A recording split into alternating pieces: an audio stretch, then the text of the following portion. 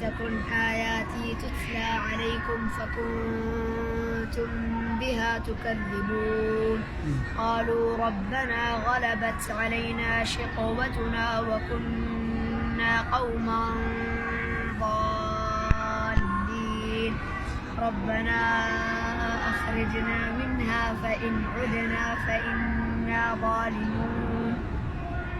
قال اخسئوا فيها ولا تكلمون إنه كان فريق من عبادي يقولون ربنا